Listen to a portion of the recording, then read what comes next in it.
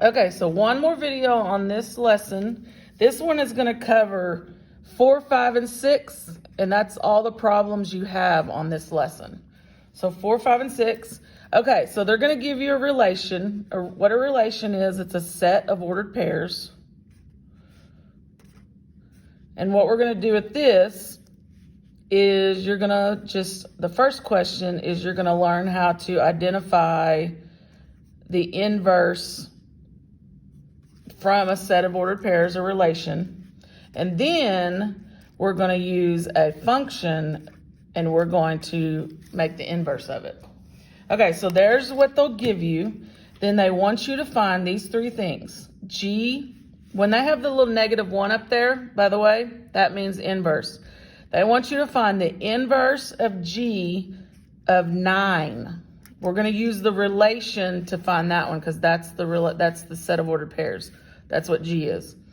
Then they want you to take the function H, which is this one, and they want you to make the inverse of it. Okay, that's what that means. Then they want you to take the original and the inverse, and they want you to do the composition. Remember composition, this is another way to write composition. You can do the H of inverse of H, and they want you to answer for -9, which also means H of inverse of H of -9. Remember, that's what that all means. Okay, so you're going to answer for that. Okay, so first, the relation. So on this relation, they want you to find for 9. Now, what you got to remember is you're finding inverse. Inverse is the opposite. So normally when you're working with a function, a regular function, whatever number's inside here, that's x. But when you're working with the inverse of it, it's the opposite of it. So instead of it being the x, it's the y. So when we want to know the inverse G of 9, this is actually y equals 9, and then we want to find what the x is. So you go up here to your set of ordered pairs, and you're looking for y9. Now, you have an x9, and if you put 6, that's going to be wrong because you're trying to find the inverse.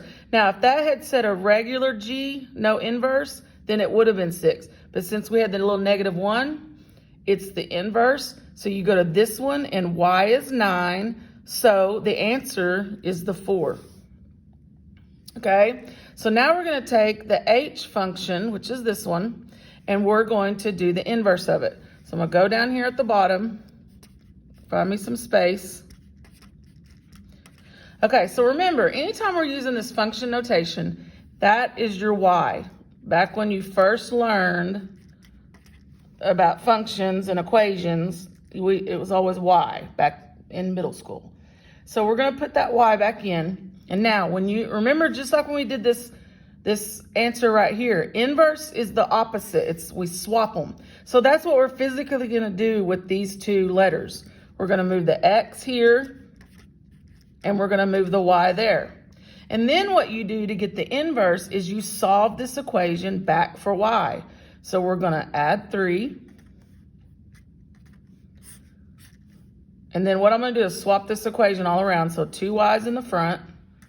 X plus 3 is there. And then the last thing to do is divide by 2. So now your inverse function of h is x plus 3 over 2. So that's what you're going to put in right here for this answer. X plus 3 over 2. Okay? Now that we've got our inverse, now we're going to take it and we're going to figure all this out, this composition out. So remember how we do a composition. You do the innermost function first, and then you do the outer one. So the first thing we're going to do is take our inverse that we just found, and we're going to put a -9 into it. So we're going to take our inverse that we just worked out, and we're going to put a -9 where x is. So it's going to be -9 plus 3 over 2. So -9 plus 3, -6, -6 divided by 2, -3. So now that we have this part, now we go to our outer function. We take this answer and it goes to our outer function, which is the h function. And now we go back. Remember, that was the original one up here, the 2x minus 3. So now we use that one. 2 times negative 3 minus 3. So then it's 2 times negative 3, which is negative 6, minus 3, negative 9. Okay? And there you go, negative 9. So those are your 3 answers that you're going to type in. And remember, this problem is like 4, 5, and 6 on your ALEKS. All right, that concludes lesson 6-2.